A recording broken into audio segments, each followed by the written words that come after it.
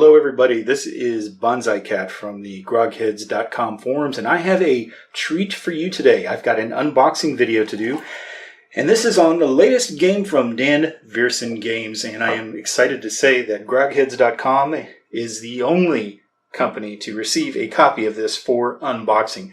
We are the first to show you, we are the first to go over this, we are the first to get it. I'm very excited. I know I'm repeating myself now, so let's just go ahead and unveil this thing. Ta-da! It is Warfighter Monopoly. Yes, Warfighter Monopoly. As you can tell, it's the usual great production value of Dan Viersen Games, although it's kind of weird that I got something with stuff taped on here of boots. Yeah, okay, well, anyway, so this is the great game, and we're going to unbox this thing for you here and show you how things are going. It looks really exciting. I've already checked it out, and let's go ahead and dive right in. Actually, you know, I'm not very good at this kind of thing. Cyrano probably is better at it, and I should leave it at that. So let's instead look at IAF Leader, Israeli Air Force Leader. This particular game is obviously in the Leader series. I believe it takes a lot from the previous Leader series, but it also does some new things as well. I've already taken the shrink wrap off it to save us a step there.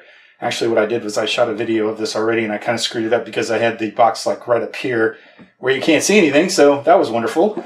So let's open this up. At least it's the first time for you guys to see it, unless you got a copy of it yourself, of course. And the first thing you see is, of course, the full color manual, which is always a treat to read.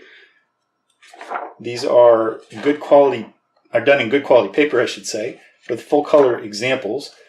Organized according to how the game plays, and obviously has a lot of important things in here, a lot of stuff to cover the missiles and the bombs and other fun things that you get to drop on the enemy, and the bad guys you get to shoot or will shoot you and your pilots. We have card information. It always clearly defines everything that's in there, it looks like. We got some sequence of play covered, which, of course, any board game that doesn't do that, that would be a bad thing. It looks like there's a lot of good stuff in here, and a lot of planes with a lot of French names. And I was going to start reading through these, and in fact I did that in the previous video that I tried, but I'm not very good at that. So I decided to skip over that, but as you can see, there's plenty of planes here. If you're interested in checking out the list, you can go on to Board Game Geek, and there's a thread that discusses the exact aircraft. There's actually a thread on, or several threads actually on GrogHeads that discuss the same thing. We've got all kinds of ordnance, and as usual, there's a sample game here which will take you step by step through an example to show you how all the rules work together, which is always a good thing and something I appreciate from DVG.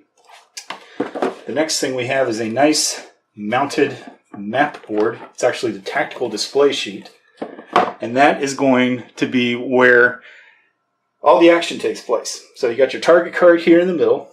The center area is where you put some bad guys.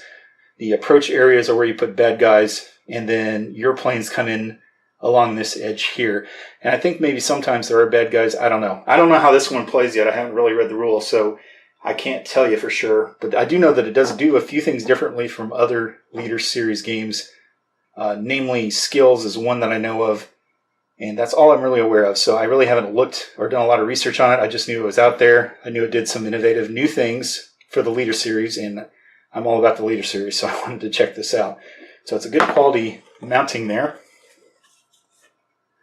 And then we have the counters, and we have a lot of the counters. These red ones are always usually the bad ones, but I believe these are special operation points, probably damage markers, targets. There's also skills, which are all these, and I believe in this game you can actually purchase these for your pilots instead of getting them assigned to you by whatever pilot you choose because they got X skill or Y skill. You can actually customize your pilots, which is really cool. Then we got a lot of bad guys on this one: infantry, anti-air, and some aircraft as well. I believe these are all, well, not all of them, but the ones pertinent to the campaign are put into a blind draw cup, and you pull them out as you encounter or as you set up your strike. And as you can see, there's some that don't have anything on them, so you have a chance of not getting anything. You have a chance of getting a lot of bad things. More bad guys, and then here we got some planes. A lot of planes, actually. They're good quality. I like the, as usual, I like how Dan Viersen does this kind of stuff.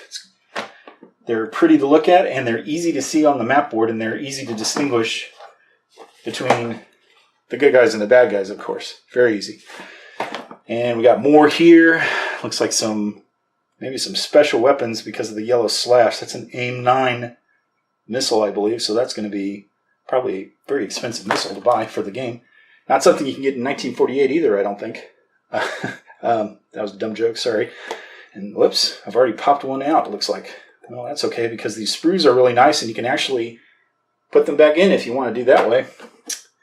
We've got a key term sheet, which is very useful because it will describe key terms, obviously. There's not much better way to say it. If you're always going back into the manual to look for what does this mean, what does that mean, what exactly is a vehicle say, or what does an invasion mean, or a secondary target, it'll explain it all on here. Then we have, it looks like a lot of words that are really small and I can't read them from where I'm standing. Not that I would want to, you'd probably be bored if I did that, but it just looks like another reference sheet. That might be something more like a gameplay reference, probably. And then we have pilot skills all defined here, so you don't have to go through the book again. You can just kind of choose which ones look good and buy them for your pilots. Then here's a player log, which you can photocopy and use at your leisure, depending on where you're from. And you can even make your own, I suppose, because Board Game Geek seems to love to do that kind of thing. People at GrogHeads do that as well sometimes, so have at it. But at least that's there so you can use it if you want it. Okay, so now these are all the campaigns in the game. The first one is 1948 War for Independence. And upside down is the next one, 1956, the Suez Crisis. And then we have the Six-Day War in 1967, the Yom Kippur War in 1973, the Operation Babylon, not the Operation Babylon, Operation Babylon in 1981, 1982 Lebanon 1, 1991 Desert Storm, 2006 Lebanon 2, and then there is a what if kind of a mission, or campaign I should say, 2022 Armageddon. That sounds ominous. So there's quite a few campaigns here to play the game with. And then there's 6 cards and the usual 10-sided die, which take it one way or take it the other, however you wish.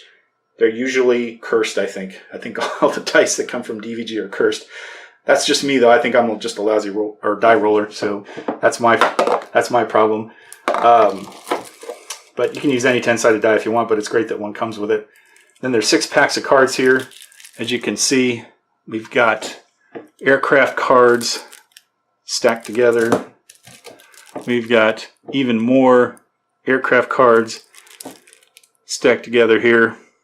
It's a P-51 Mustang. I know you can get the Czech Avia, I think is what you call it. It's a Czech-built German Messerschmitt, something like that. I read it once, I can't remember now.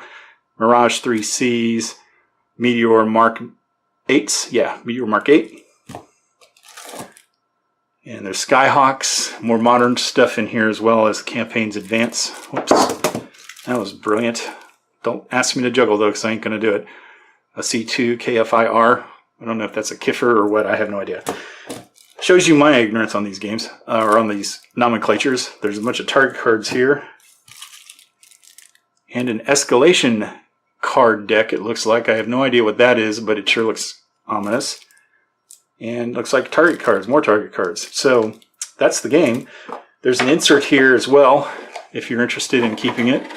There's nothing underneath it, but this is good for organizing your cards, although once you start taking the counters out of their sprues and putting them in baggies, you might want to remove this in order to store it better. That's just kind of a fact of life with the DVG games, or there might be some kind of organizer that you can buy from them. I know they sell those that you can lay in the bottom of the box and stick your counters in there. Well, that is it for the unboxing video.